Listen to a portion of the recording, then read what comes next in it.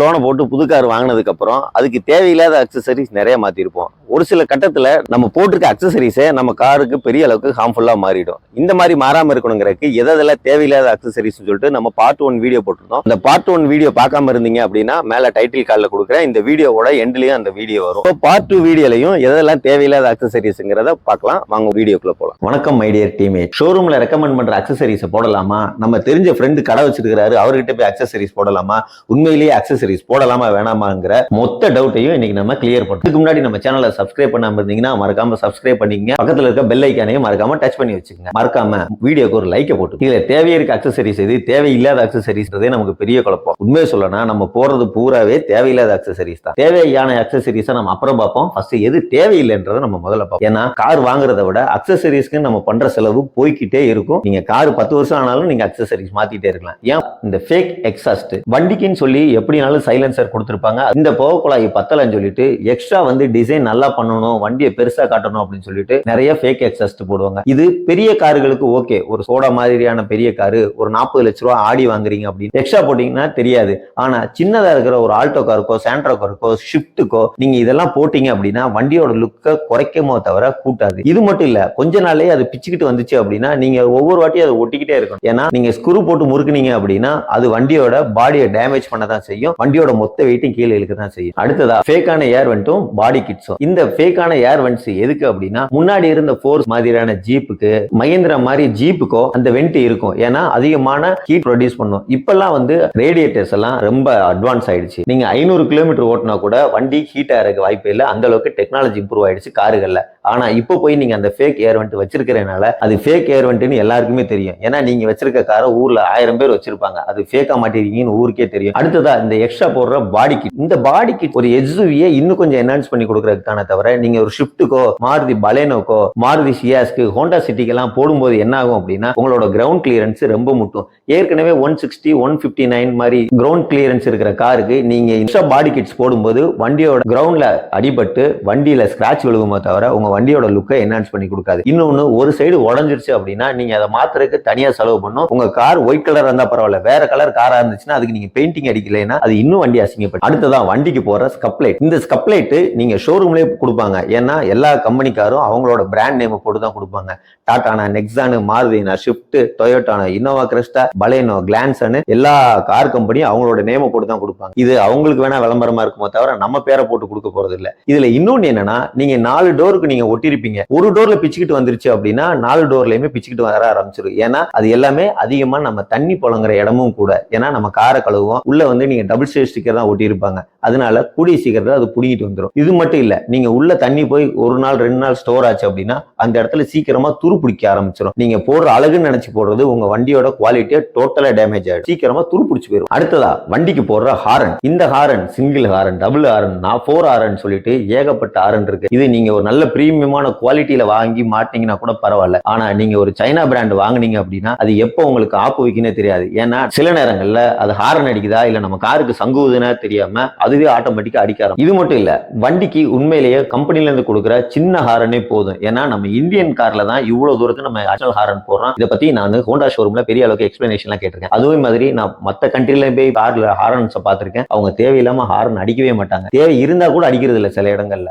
நாம மட்டும்தான் எங்க போனாலும் ஹாரனை தேவையில்லாம அடிக்கிட்டே இருக்கிறோம். இந்த ஹாரனு நீங்க பேட்டரியில இருந்து தனியா லைன் எடுத்து தான் மாட்டணுங்கிறதுனால ஒருவேளை ஏதாவது எலக்ட்ரிக்கல் வயர்ல பிரச்சனை வந்தது அப்படின்னா இன்சூரன்ஸ் கிளைம் பண்றதுல பெரிய பிரச்சனை. இது மட்டும் இல்ல, இந்த horn, LED light, extra light உள்ள மாட்டுறதுன்னு ஏகப்பட்ட பிரச்சனை இருக்கு. அடுத்ததா இந்த புது காருக்கு போடுற செராமிக் கோட்டிங். இந்த செராமிக் கோட்டிங் எல்லாமே நம்மளோட கண் துடைப்பு தான். இது போட்டு அனுபவிச்சு அது யூஸ் இல்லைன்னு பார்த்தவங்களுக்கு தெரியும். ஆனா இப்ப மார்க்கெட்டிங் நிறைய எங்கெங்கயோ போயிட்டு உங்க காருக்கு வேணும்னா நீங்களே காரை கழுவிட்டு ஒரு பாலிஷ் போட்டீங்கன்னா போதும். 100 ரூபாயில வேலை முடிஞ்சிடும், இல்ல 50 ரூபாயில வேலை முடிஞ்சிடும். ஆனா இதுக்குன்னு 40,000 50,000 60,000 1.5 லட்ச ரூபாய் வரைக்கும் செராமிக் கோட்டிங் புது காருக்கு ஏன் போறீங்கன்னு தெரியல. நீங்க தொடச்சாலும் தொடக்காட்டி ஒரு வருஷத்துக்கு வண்டி பளபளன்னு தான் இருக்கும். அப்படி உங்களுக்கு தேவைப்பட்டுச்சு போடணும்னு தோணுச்சு அப்படின்னா ஒரு 2 வருஷம் கழிச்சோ இல்ல 3 வருஷம் கழிச்சோ போடும். அடுத்ததா இந்த ரெயின் ஸ்பாய்லர். இந்த ரெயின் ஸ்பாய்லருமே நம்ம ஊருக்கு தேவையான ஒண்ணுன்னு தான் முன்னாடி இருந்தது. ஆனா இப்போ அப்படி இல்ல. ஏன்னா நீங்க ஒருவேளை 4 டோருக்கு நீங்க ஒட்டிருக்கீங்க, ஒண்ணு பிச்சுக்கிட்டு போனா கூட நாளையுமே நீங்க பிச்சு தூர எறிகிற மாதிரி தான் இருக்கும். ஏன்னா மறுபடியும் நீங்க ஒரு கிட் வாங்குறீங்க அப்படின்னா அதுல 4 பீஸ் தான் வரும். 2 பீஸோ பீஸோ 3 பீஸோ வராது. சோ இது உங்களுக்கு தேவையில்லாத செலவா தான் ஆகுமே தவிர கண்டிப்பா பிரயோஜனமா இருக்கிறதுக்கு வாய்ப்பே இல்லை. அடுத்ததா ஷார்க் பின் ஆண்டனா. இந்த ஷார்க் பின் ஆண்டனா இன்பில்டாவே கம்பெனில கொடுத்திருந்தாங்க அப்படின்னா, அதாவது ஃபேக்டரி ஃபிட்டிங் சொல்லுவோம், அப்படியே வந்திருந்தது அப்படின்னா யூஸ் பண்ணுங்க.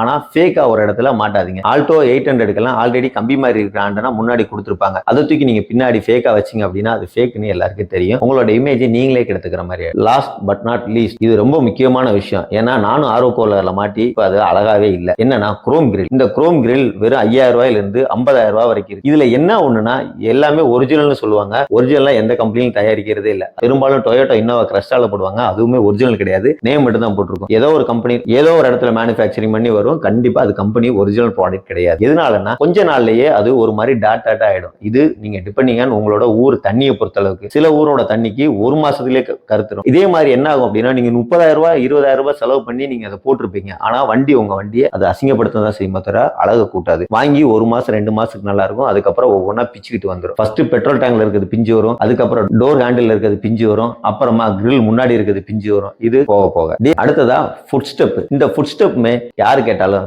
வீட்டுல வயசானவங்க இருக்காங்க அதனால ஏறதுக்காக அவங்க என்னைக்கோ ஒரு நாள் தான் ஏறுவாங்க. லைட்டா கையை தூக்கி விட்டாலே அவங்களே ஏறிக்குவாங்க. ஆனா நம்ம எல்லாரும் அவங்க பேரை சொல்லி இந்த ஃபுட் ஸ்டெப் போடுவோம். இன்னொன்னு இதுக்குன்னு தனியா ஃபிட்டிங் தனியா வராது. கார் கம்பெனில அதுக்கான ப்ரொவிஷன் கொடுத்துருக்க மாட்டாங்க. நாம தான் எக்ஸ்ட்ரா கிளாம்பெல்லாம் ரெடி பண்ணி நம்மளதான் மாட்டிக்கணும். இதுல இன்னொரு பிரச்சனை என்னன்னா, எங்க ஊர் பக்கம் எல்லாம் போனீங்க அப்படின்னா 10 கிலோமீட்டருக்கு 15 ஸ்பீட் பிரேக் இருக்கும். இந்த 15 ஸ்பீட் பிரேக்ல 8 ஸ்பீட் பிரேக்ல வண்டி தட்டி. இது எவ்வளவு பெரிய இன்னோவா காரா இருந்தாலும் சரி, 200 மீட்டர்ல இருக்க டாடா நெக்ஸானா இருந்தாலும் கண்டிப்பா தட்டியே தீரும். இதுல நீங்க ஃபுட் ஸ்டெப்பையும் போட்டீங்க அப்படின்னா போற பக்கம் எல்லாம் உரசிக்கிட்டே போகும். நம்ம எந்தெந்த ஊருக்கெல்லாம் போறோமோ நல்ல கோடு மாதிரி ஸ்பீட் பிரேக்ல தடம் பதிஞ்சு வச்சிருக்கோம். இது தேவையில்லாம நம்ம வண்டியில உள்ள இருக்கிறவங்களுக்கு டிஸ்கம்ஃபர்ட்டா இருக்கும். இது தேவைன்னா மாட்டுங்க, இல்லைன்னா தேவையே இல்லை. அதே மாதிரி இந்த எல்இடி ப்ரொஜெக்ட் இருக்கு, எக்ஸ்ட்ரா ஹாரன்ட்னு சொல்லி நீங்க வயரிங் கிட் தனியா வாங்கி மாட்டுறதும் சரி, தனியா ஒரு 8,000 ரூபாய் 8,500 ரூபாய்க்கு எல்இடி ப்ரொஜெக்டர் லைட் வாங்குறது எல்லாத்துமே உங்களுக்கு வயரிங் அஃபெக்ட் பண்ணதான் செய்யும். இதனால உங்களோட வண்டியில புகை வர்றதுக்கோ வாய்ப்பு இருக்கு. அப்படிங்கறத மறக்காம உங்க மனசுல. அதுக்கப்புறம் முக்கியமா இந்த சீட் கவர் எல்லா வண்டியிலையும் இது போட்டிருப்பாங்க. வண்டியில தேவையா தேவையில்லையான்னு. ஆனா இப்போ மாடர்ன் டே கார்ஸ்ல நிறைய வென்டிலேட்டட் சீட் வந்துருச்சு. நிறைய கஸ்டமர் அதை போடுறத குறைச்சிக்கிட்டாங்க. ஆனா இன்னும் ஓல்டு மாடல் கார், செகண்ட் ஹேண்ட்ல ஒரு யூஸ்டு கார் வாங்குறவங்களும் சரி உடனே போய் இந்த சீட் கவரை போட்டுருவாங்க. ஆல்ரெடி ஃபேப்ரிக் சீட் இருந்தது அப்படின்னா அதை அப்படியே விட்டுருங்க. ஏன்னா உங்க முதுகுல வேர்க்கிற ஸ்வெட்டிங் எல்லாத்தையுமே அது எடுத்துக்கும். ஆனா நீங்க ரெக்ஸின்லயோ லெதர்லயோ போடும்போது அது உங்களுக்கு வெறுத்துக்கிட்டே தான் இருக்கும். என்னதான் நீங்க ஏசி கார்ல கண்டினியூவா நீங்க போனாலும் ஒரு டைம் பீரியட்ல அது உங்களுக்கு ஸ்வெட்டிங்கா இருக்கும், அன்கம்ஃபர்ட்டா இருக்கும். ஆனா உண்மையிலேயே அழுக்குப்படக்கூடாது அப்படின்னு நம்ம போடுறோம். அப்படி அழுக்குப்பட்டுச்சு அப்படின்னா நீங்க அதை கிளீன் பண்ணிக்கலாம். அது நீங்க வேக்கம் கிளீனர் வச்சோ இல்ல கார் வாட்டர் வாஷ் பண்ணும்போது அவங்க கிட்ட சொல்லியோ நீங்க கிளீன் பண்ணிக்கலாம். அப்படிங்கிறது என்னோட டீம்மேட். நான் இதுல ஏதாவது பாயிண்ட் மிஸ் பண்ணியிருந்தேன் அப்படின்னா மறக்காம கமெண்ட்ல சொல்லுங்க. அடுத்த வீடியோல அது நல்லதா கெட்டதான்றதை கவர் பண்ணுவோம். அதே மாதிரி என்ன அக்சசரிஸ்லாம் உண்மையிலேயே காருக்கு தேவை அப்படிங்கிறதையும் நம்ம இந்த 2 வீடியோ தள்ளி போடுவோம். உங்களோட கருத்துக்கள் வரவேற்கப்படுது. நல்லதோ கெட்டதோ எதுவாக இருந்தாலும் என்கிட்ட ஷேர் பண்ணுங்க.